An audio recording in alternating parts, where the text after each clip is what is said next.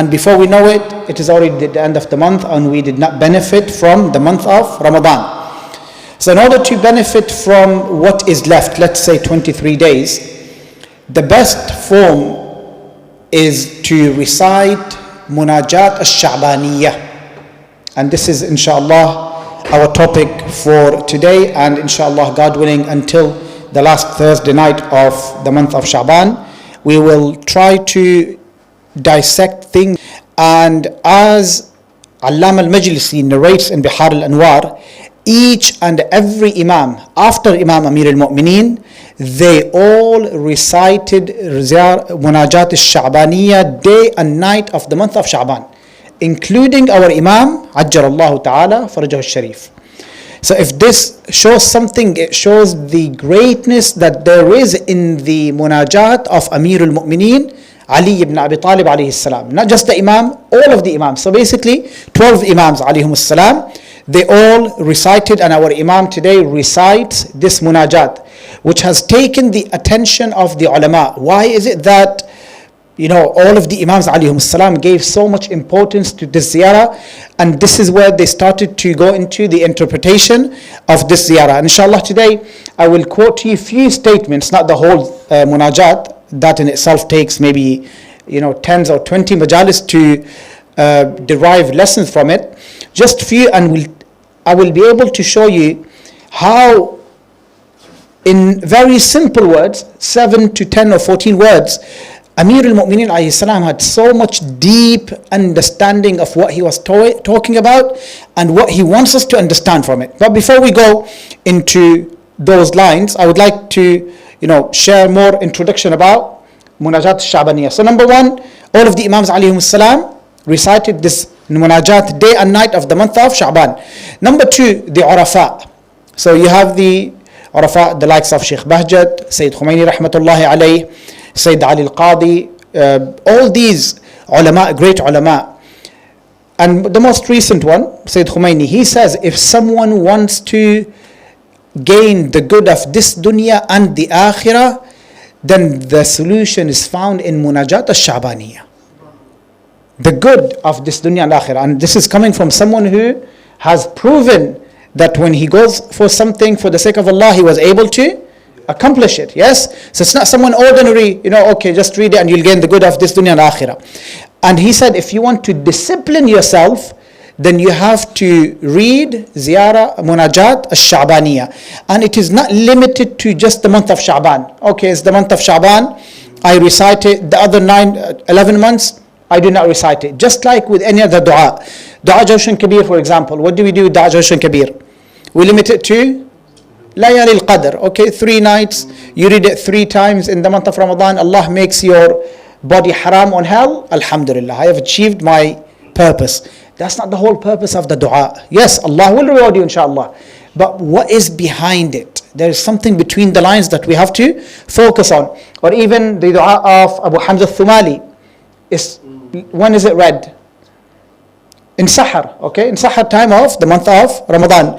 Though it's quite long, inshallah we'll try to read it maybe in one of the nights here. I will have the mu'mineen sleeping by that time. It's very deep though. It's very deep. When Imam al-Sajjad alayhi salam gifted us such a dua, whilst you're reading it, you would think that the Imam is addressing you, or he's talking about you. Although we all come from different backgrounds, different life style, everything's different, but what unites us is the dua of Imam al-Sajjad alayhi salam, as if he was talking about us individually. That's how beautiful that dua is.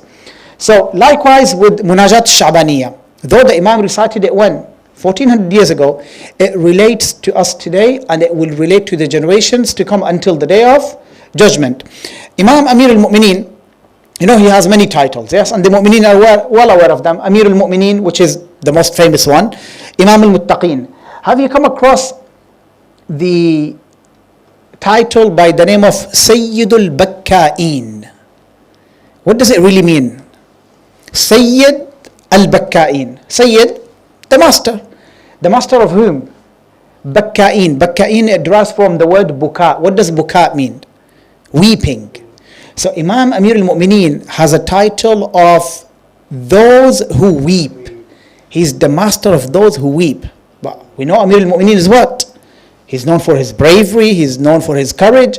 When you say he's the master of those who weep, weeping when and how? Weeping before Allah. I'll share with you this beautiful story by a companion of Amir al-Mu'mineen. His name is Abu Darda. He says, it was middle of the night. I wanted to leave the house just, to get some fresh air. As I was walking past the masjid, I heard a voice of a man who was praying to Allah at the same time weeping. The dua was so beautiful, I went to see who this man was. As he went into the masjid, he found that Amir al-Mu'mineen alayhi salam standing in qunut, reciting to Allah at the same time he was weeping. He said, I just paid attention to what the Imam alayhi salam was saying until the Imam alayhi salam goes quiet and he falls onto the ground. So from qiyam, qunut, he falls onto the ground. He says, I rushed to the Imam alayhi salam and I find him as a dead piece of wood. I couldn't move him anymore. So what did I think to myself? The Imam alayhi salam had passed away. So where does he go? He rushes to the door of Fatima alayhi salam. He knocks on the door. He says to Sayyida alayhi salam, I don't know how to break this news to you. She says, what happened? He says, Amir al-Mu'mineen had passed away. Inna lillahi wa inna ilayhi raji'un. Sayyida Fatima alayhi salam says to him, how, where, what happened? He says, I was in the masjid listening to Amir al-Mu'mineen alayhi salam's munajat, and as he was praying and weeping, he fell, and I went to him. I couldn't move him. He's not moving. Sayyida Fatima alayhi salam says to Abu Darda, this is the state of Ali every night. Not just in the month of Sha'ban or in the month of Ramadan, or he waits for Laylatul Qadr. No, 365 days, the state of Ali when he stands before Allah, he weeps and weeps until he faints. Every night. Therefore, he was given the title of the master of those who weep in the presence of Allah. So much so that people, when they see Amir al-Mu'mineen on the prayer mat, they could not differentiate that, this Ali, he's the one in the battlefield, so courageous, so brave. Yet here we see him, he's so humble, he's shivering before Allah. They couldn't tell that this Ali is the same Ali in the battlefield. This is how Amir al-Mu'mineen alayhi salam will stand before Allah. This is why you have the narration by Rasulullah sallallahu alayhi wa alihi wa sallam. Allahumma salli ala Muhammad wa ali Muhammad. He says, on the day of judgment, every eye will be weeping. On the day of judgment, every eye will be weeping except for 3 eyes. Aynun bakat min khashyatillah. An eye that was weeping due to the fear of Allah. This eye shall not weep on the day of judgment when every eye is weeping. Second eye, Aynun sahirat fi ibadatillah. An eye that was awake when everyone else was asleep, worshipping Allah. The third eye, Aynan ghaddat an maharimillah. An eye that lowered its gaze from the unlawful of what Allah has made haram in the Quran.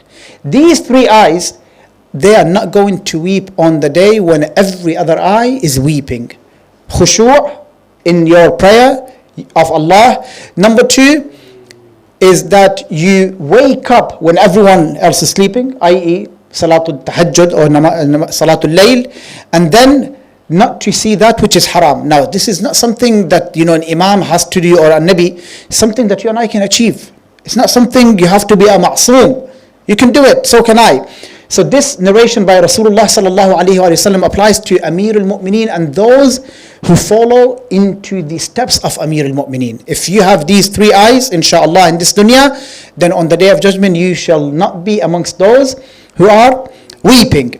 So moving on to this dua now, I have chosen few lines which refer back to the heart and the tongue, which Amir al-Mu'mineen speaks of in Munajat al-Sha'baniyah. What does the Imam say? Ilahi habli qalban yudnihi minka shawquh. Oh Allah, grant me a heart which is drawn to you by longing to you. A heart which always where? Is drawn to Allah. It is always longing to Allah. What does Amir al-Mu'mineen alayhi salam mean by this? We come to the majalis, yes?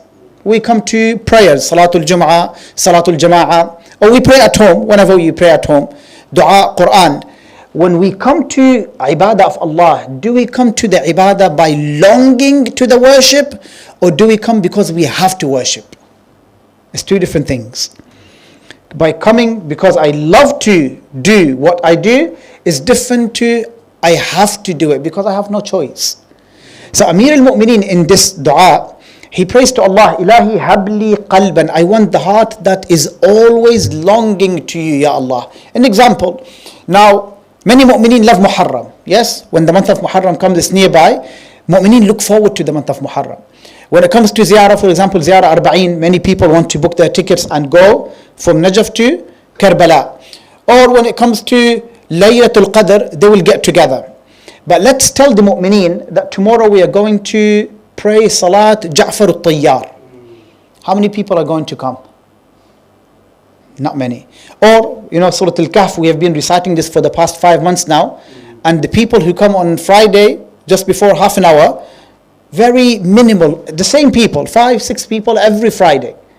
Though we have explained the reward of Surah Al-Kahf before, or even on the day of Jum'ah, minimal amount of people come because there's no longing for the Quran or for the worship of Allah.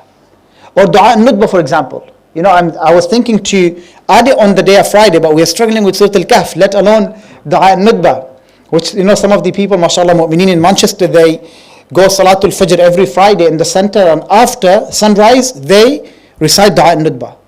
Are people really going to make those efforts? This is called longing for the love of Allah. Not just things that come once in a year time. Yes, Laylatul Qadr, you'll see the whole center is full. Why? Once in a year time. Arba'een is once in a year time. But Dua Nudba every week, Surah Al-Kahf every week, Salatul Jum'ah or Salatul Jama'ah every week. You see what people, they come to very few. They've become very few. Another habit which I believe the elders can relate to, only 30 years ago, when you would go and attend a Fatiha, for example, what would happen in that Fatiha? They would have a table next to the door. You walk in, you have Qur'ans, you take that, they call it sipara, or they call it, juza. You take that, you sit down for half an hour, 1 hour, you finish it, you go. That was a Fatiha for someone who you'd attend like 20, 30 years ago. Now, it's not Fatiha anymore. It's socializing. Someone has died. Shall we go and read Fatiha for them? Yes, go. Bismillah ar-Rahman ar-Rahim. Alhamdulillah Rabbil Alameen. The rest of the majlis, what do people do? Talk. We hate to socialize. But if I was someone who's longing to Allah, what would this majlis be for me? It's a reminder. This individual who I have come to read his Fatiha or her Fatiha today, they were with us yesterday.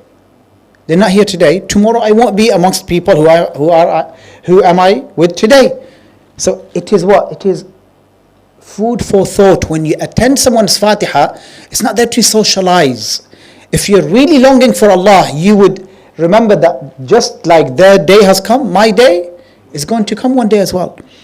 And something that we always keep repeating, Hal jaza'ul ihsani illa al-ihsan. These messages sometimes you get of Salatul Wahsha. When someone is buried, that very night is called Salatul Wahsha because it's the hardest night for the one who is buried. It's something alone from away from his family. He's alone for the first time.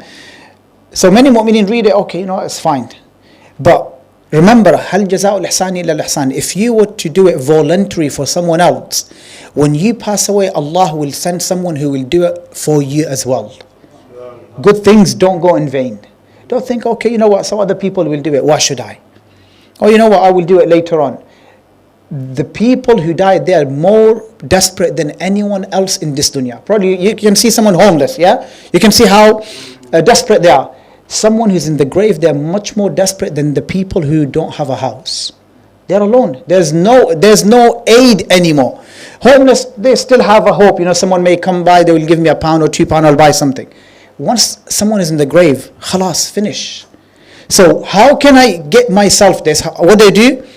The things I do in this life, it will come back to me. So when I attend a majlis of Fatiha and I recite a Quran juz'a or a Fatiha, likewise when I die, someone will come and do that for me as well. What goes around? Comes around. You do good, it will come to you. You do bad, God forbid, it will come around. So when Imam alayhi salam says to Allah, I want the heart that is always longing to you, whenever there's a good deed. There's a very beautiful ayah in the Quran which relates to the 313. And they are the commanders of Imam al-Mahdi alayhi salam. The moment the Imam comes, where is he going to come? In Kaaba, yes? The world will come to know that al-Mahdi has appeared. People will deny, people will believe. But those 313, they know that he is the Imam. Why? Because they were truly waiting for him. They were truly working for the Imam alayhi salam in his ghaiba, in his occultation. The ayah in the Quran, Allah speaks of them. أَيْنَمَا تَكُونُوا يَأْتِ بِكُمُ اللَّهُ جَمِيعًا. Wherever you are, in every corner of the world, Allah will bring you all together. Where? In Kaaba. Why were they chosen? The 313. By the time of the Imam, inshallah, when he comes, maybe they're still here. There are few people who are just waiting for them to be completed. When they were chosen, why were they chosen? Why did Allah choose these people or the Imams alayhim salam? Whenever there's a good deed, you'll find that these people are the first in line. Always. They don't say, oh, you go forward, it's fine. Quran is being recited, you want to recite? No, you go ahead, you go forward. Adhan, no, you go forward. They put themselves forward for every good deed. So they have basically programmed themselves in such a way, every time there's a good deed, they will be there to answer it first. So when the Imam comes and he says, I am Al-Mahdi, they will be there to support him because they are used to doing the good deeds before everyone else. This is the mindset that someone should approach good deeds with. Not it is a burden or it's something that I have to do. No, if you have the heart which is longing to Allah, you will gain this quality. Imam Amir al-Mu'mineen, just speaking of the heart and how much effect it has on our life. Imagine, this heart, how big is it? You could just hold it in the palm of your hand, yes, or maybe it is actually the size of the palm of your hand as well. Someone came to Amir al-Mu'mineen alayhi salam. He says to him, how did you attain this level before Allah? Amir al-Mu'mineen, Imam al-Muttaqeen, all these levels that you have, O Imam, how did you achieve them? The Imam alayhi salam gave him a very simple answer. What does he say to him? I sat next to the gate of my heart and let no one in except for Allah. This is why Ali is Ali. The only one who lived in the heart of Ali is Allah, none other than Allah.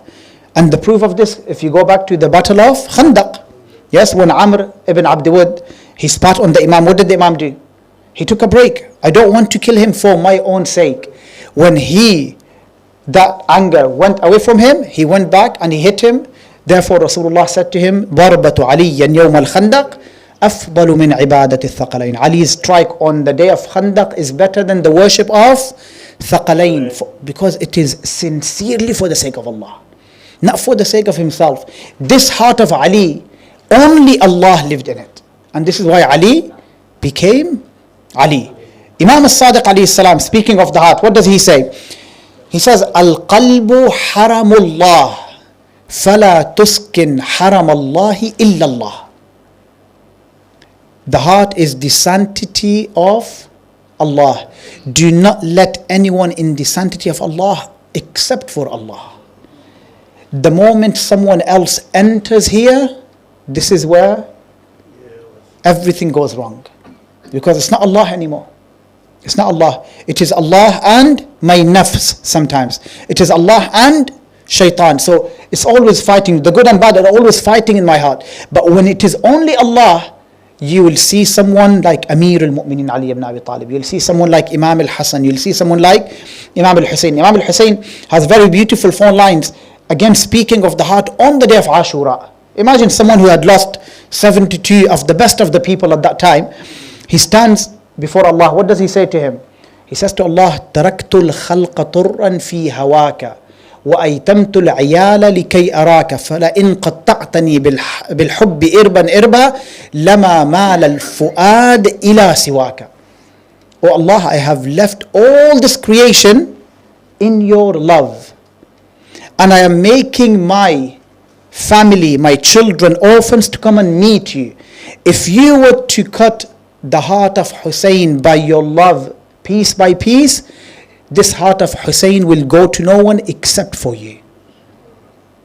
Sometimes you ask yourself, how was he so patient? Why was he so content? Why does Allah address him, Ya ayyatuha nafsul mutma'inna?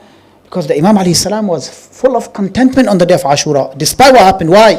The love of Allah, once it takes over, everything else becomes easy. Even something like the day of Ashura, for the Imam alayhi salam, what does he say? Imagine a 6-month-old baby. Inshallah, may Allah protect your children. 6-month-old baby, yes? If they were to get ill, how would you feel? The whole house shakes and they get worried, and let's go to the A&D and let's get them right. This is what we do just when a 6-month-old gets ill. Imam al-Hussein lost his baby in his arms. What does he say after losing him? He says, what makes this easy for me, he is watching. Look at the heart of Hussein alayhi salam. When you have Allah in this heart, then everything else becomes easy. Something very petty stuff gives us stress in this life. Financial debt, I lose it. I can't control my life anymore. Something is coming that I cannot make the payment for. What happens? I lose it. My children are going offline, we lose it. Why? Because Allah is not there to begin with. If Allah is there in my life, no matter what challenge comes, you will think of a solution, and Allah will provide that solution for you. Provided that who lives in here? None other than Allah. So Imam Amir al-Mu'mineen, when he says, Ilahi habli qalban yudnihi minka shawquh, the longing for you, I want that heart, oh Allah. Something that we even recite every week in Dua Kumail. This is why I always remind myself and the Mu'mineen. We read, but little do we pay attention. In Dua Kumail, which we just read now, shawq has been mentioned. وَأَشْتَاقَ إِلَيْكَ فِي الْمُشْتَاقِينَ, I want to long to you amongst those who long to you, O Allah. Something that we read every week. It doesn't have to be in Munajat Shabaniyah. Dua Kumail, we repeat it every week, let's say 52 times a year. Little do we pay attention. I want to be, okay, how can I achieve that? How can I imitate Amir al-Mu'mineen alayhi salam? I can't become like Amir al-Mu'mineen, but what do I learn from Amir al-Mu'mineen alayhi salam? These du'as that we recite every week, or this munajat that we recite now in the month of Sha'ban, where am I going with this? How can I achieve this heart that longs to Allah? The second line the Imam says,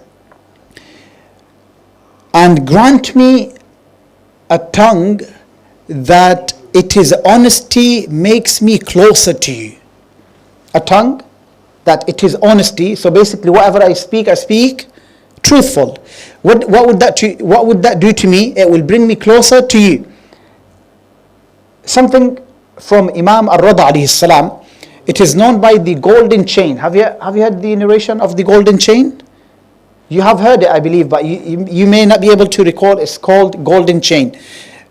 As-silsilatu al-dhahabiyya. It is golden chain because only Ma'soom narrates of a Ma'soom. So for example, Imam Rada alayhi salam says, from my father Al-Kadhim, from his father As-Sadiq, from his father Al-Baqir, from his father As-Sajjad, from his father Al-Hussein, from his father Amir al-Mu'mineen, from Rasulullah, from Jibreel, from Allah. The whole chain is infallible.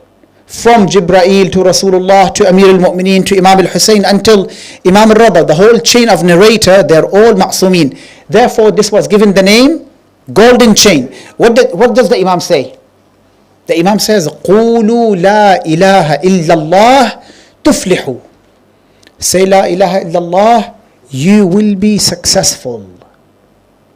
Now, which one of us here doesn't say La ilaha illallah? Our life revolves around La ilaha illallah. Before Muhammad Rasulullah, before Ali and Waliullah, the foundation is what?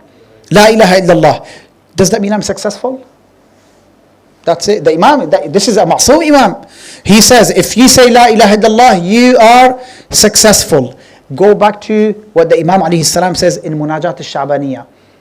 And make the truthful tongue of mine bring me closer to you. Am I truthful when I'm saying La ilaha illallah? Then the Imam, what does he say? بِشَرْطِهَا وَشُرُوطِهَا. With its conditions. So I can't say La ilaha illallah and I accept to go Jannah. The Imam says with the conditions, and then he says وَأَنَا مِن شُرُوطِهَا. I am one of the conditions of La ilaha illallah. As in, you have to follow the Imamah of Ar-Rada alayhi salam, after him Al-Jawad, after Al-Hadi, Al-Askari, Al-Mahdi Ajjalallahu Ta'ala Farajah Sharif, and before them all the Imams. They are the condition of La ilaha illallah if you want to be successful. Okay? Which we do. Which one of us here doesn't believe in 12 Imams? Ithna Ashari. 12, we are 12ers. Again, are we successful? La ilaha illallah. We all say it. Surah Yasin, again something that we read now. Allah, towards the end of Surah Yasin, what does He say to sons of Adam? So He's addressing everyone, not just the mu'mineen. What does He say to them? أَلَمْ أَعْهَدْ إِلَيْكُمْ يَا بَنِي آدَمَ أَلَّا تَعْبُدُوا الشَّيْطَانِ إِنَّهُ لَكُمْ عَدُوٌّ مُبِينٌ.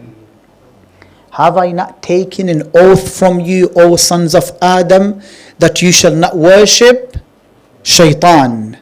Why should we not worship shaitan, O Allah? He is an open enemy to you. When was the last time a Muslim worshipped shaitan? We don't worship. Do you bow down to shaitan like you bow down to Allah? Subhana Rabbi al-Azimi wa bihamdi, Subhana Rabbi al-Ala wa bihamdi. No. How do you worship shaitan? By following the suggestion of shaitan, you have worshipped shaitan. So, when Imam alayhi salam says, if you were to say La ilaha illallah, sincerity, then you are successful. I can't be sincere with La ilaha illallah if I obey shaitan. Because in this heart of mine, who is living there now? Allah and shaitan. Imam al-Sajjad alayhi salam, in Dua Abu Hamza, he says, Allahumma akhrij hubb ad-dunya min qalbi. Oh Allah, take the love of this dunya out of my heart. It doesn't mean that you don't live this dunya. Something that, a mu'mineen should be well aware of. MashaAllah, you're all raised in the majalis of Ahlul Bayt. When we refer to that, this dunya, you should stay away from it. It doesn't mean that I don't live it. If it's halal, yes, go ahead. If Allah has granted you halal, Allah says in the Quran, do not forget with what Allah has given you the day of judgment, but at the same time, don't forget you're part of this life. You have to live this life. Prophet Sulaiman alayhi salam, he was a king, yet he was obedient to Allah. Imam al-Sadiq alayhi salam was the wealthiest of all the Imams alayhi salam. He wore good, he ate good, but at the same time, he was obedient to Allah. He did not go out of the limits that Allah has set for him. So, when the Imam alayhi salam says to Allah, Allahumma akhrij hubb ad-dunya, what is the love of this dunya? When we say love of this dunya, what does it mean? It's the love of haram in this dunya. If you were to do wajibat, you stay away from haram, yes. You can live your life, you'll have challenges, but once you fall into haram, the dunya has come to you. It has entered your heart. And Rasulullah says, حُبُّ الدُّنْيَا رَأْسُ كُلِّ خَطِيئَةٍ. The head of every mistake we commit in this life, the Rasulullah says, it is the reason of loving this dunya. I don't pray at all. It goes back to what? Love of this dunya. I do not fast. It goes back to this dunya. I backbite. It goes back to dunya.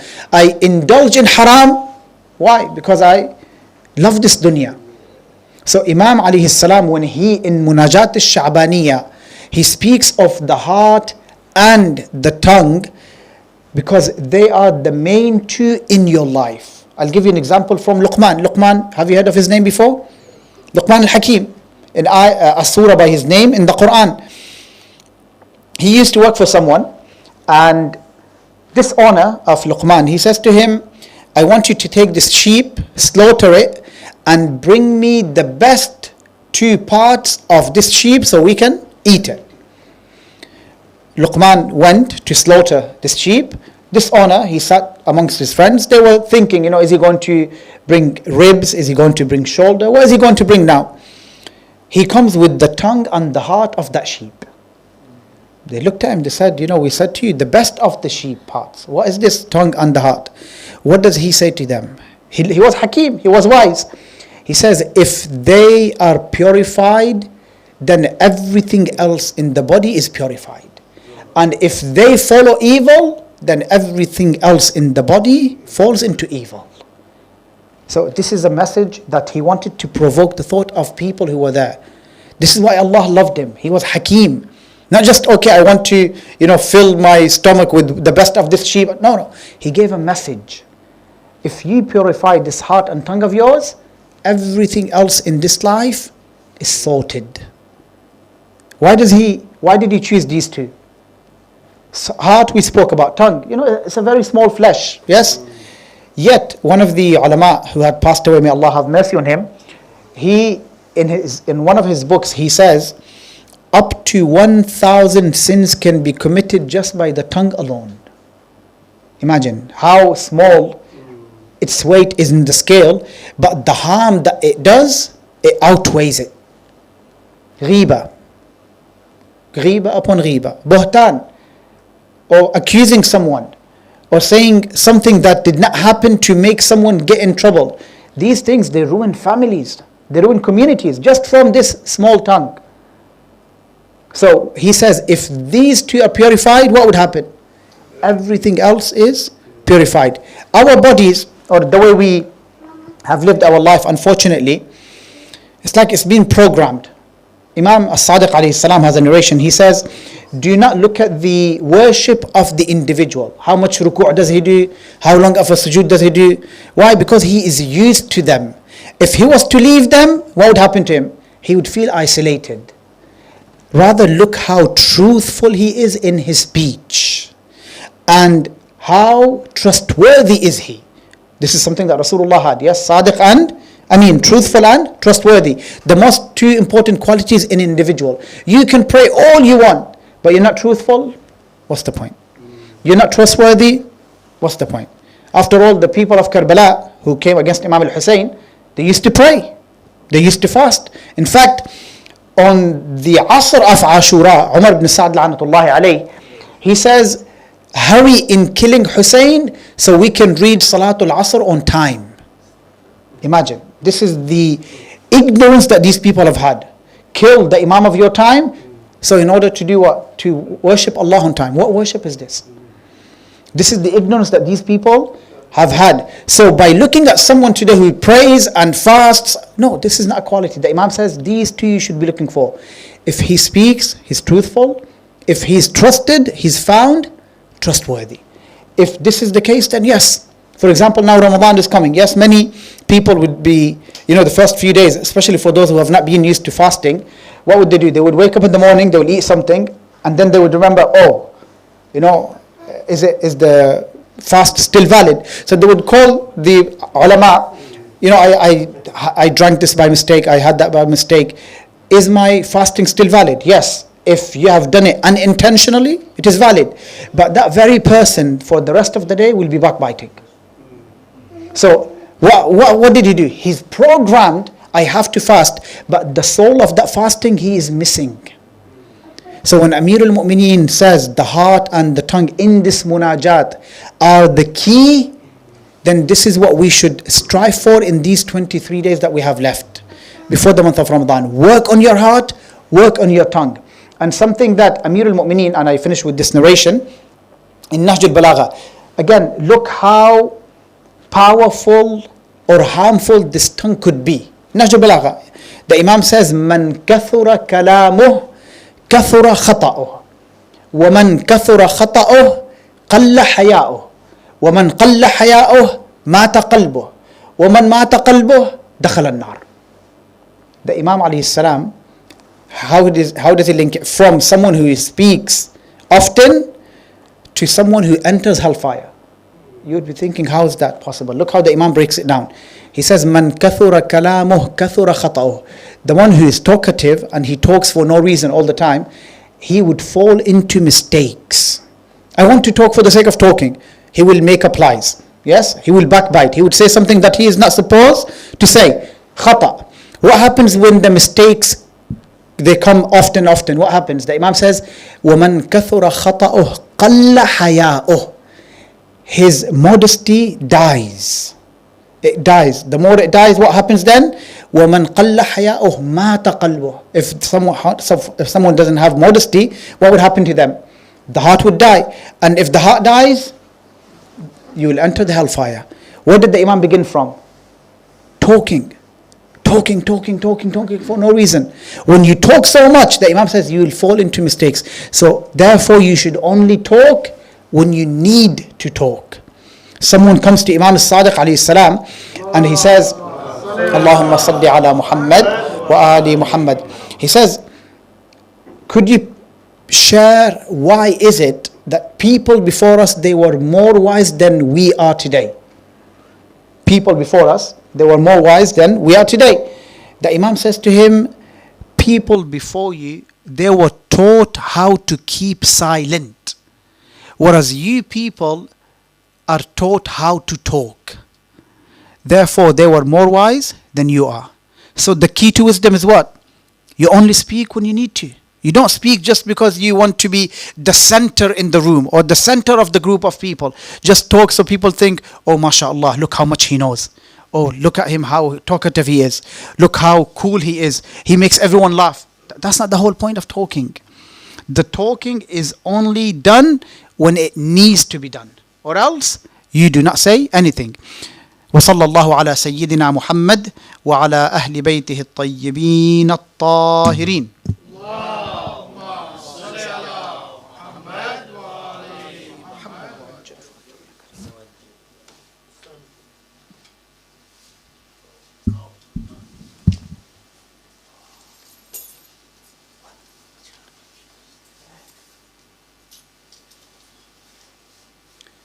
زيارة وارث. اللهم صل على محمد وآل محمد.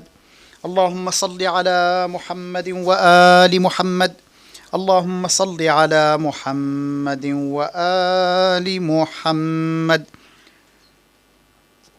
بسم الله الرحمن الرحيم. السلام عليك يا وارث آدم صفوة الله. السلام عليك يا وارث نوح نبي الله. السلام عليك يا وارث إبراهيم خليل الله. السلام عليك يا وارث موسى كليم الله. السلام عليك يا وارث عيسى روح الله. السلام عليك يا وارث محمد حبيب الله. السلام عليك يا وارث أمير المؤمنين عليه السلام. السلام عليك يا ابن محمد المصطفى. السلام عليك يا ابن علي المرتضى. السلام عليك يا ابن فاطمة الزهراء. السلام عليك يا ابن خديجة الكبرى. السلام عليك يا ثار الله وابن ثاره والوتر الموتور. أشهد أنك قد أقمت الصلاة وآتيت الزكاة وأمرت بالمعروف ونهيت عن المنكر وأطعت الله ورسوله حتى أتاك اليقين. فلعن الله أمة قتلتك ولعن الله أمة ظلمتك ولعن الله أمة سمعت بذلك فرضيت به. يا مولاي يا أبا عبد الله، أشهد أنك كنت نورا في الأصلاب الشامخة والأرحام المطهرة، لم تنجسك الجاهلية بأنجاسها ولم تلبسك من مدلهمات ثيابها. وأشهد أنك من دعائم الدين وأركان المؤمنين. وأشهد أنك الإمام البر التقي الرضي الزكي الهادي المهدي. وأشهد أن الأئمة من ولدك كلمة التقوى وأعلام الهدى والعروة الوثقى والحجة على أهل الدنيا. وأشهد الله وملائكته وأنبياءه ورسله أني بكم مؤمن وبإيابكم موقن، بشرايع ديني وخواتيم عملي، وقلبي لقلبكم سلم وأمري لأمركم متبع. صلوات الله عليكم وعلى أرواحكم وعلى أجسادكم وعلى أجسامكم وعلى شاهدكم وعلى غائبكم وعلى ظاهركم وعلى باطنكم. بأبي أنت وأمي يا ابن رسول الله، بأبي أنت وأمي يا أبا عبد الله، لقد عظمت الرزية وجلت المصيبة بك علينا وعلى جميع أهل السماوات والأرض، فلعن الله أمة أسرجت وألجمت وتهيأت لقتالك.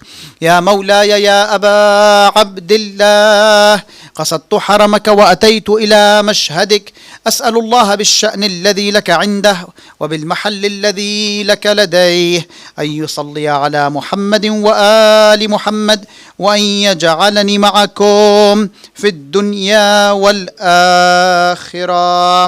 اللهم صل على محمد وآل محمد وعجل فرجهم. السلام عليك يا نبي الله، السلام عليك يا رسول الله، السلام عليكم ورحمة الله وبركاته. السلام على علي أمير المؤمنين وإمام المتقين وقائد الغر المحجلين. السلام على فاطمة سيدة نساء العالمين.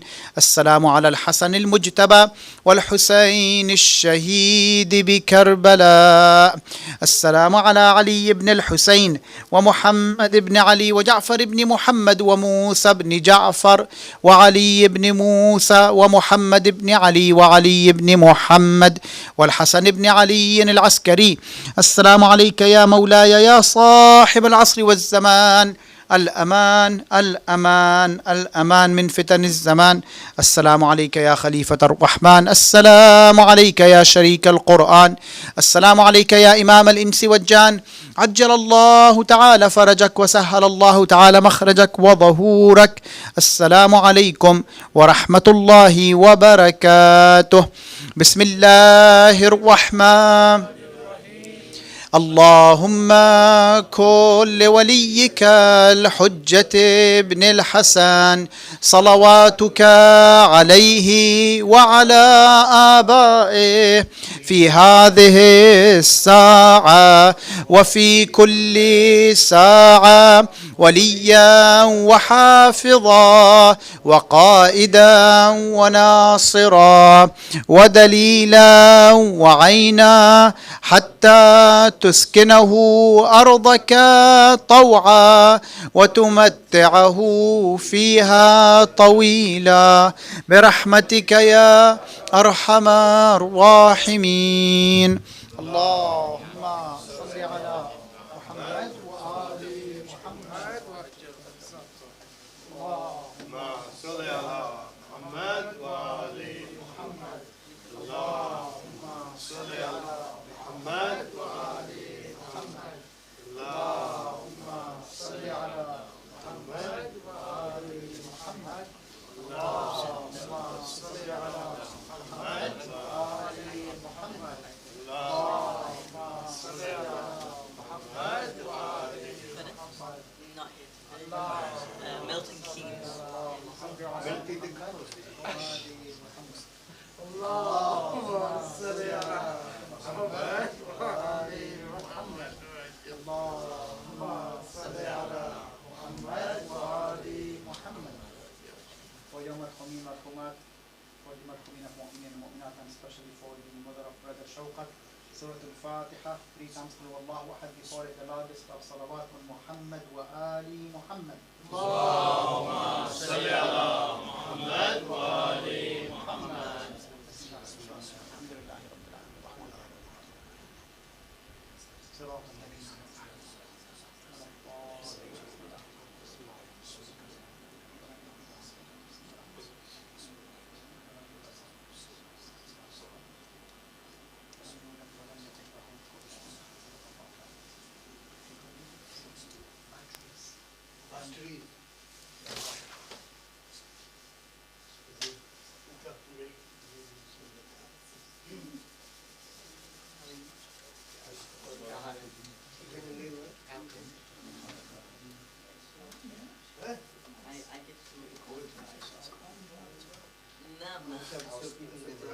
No.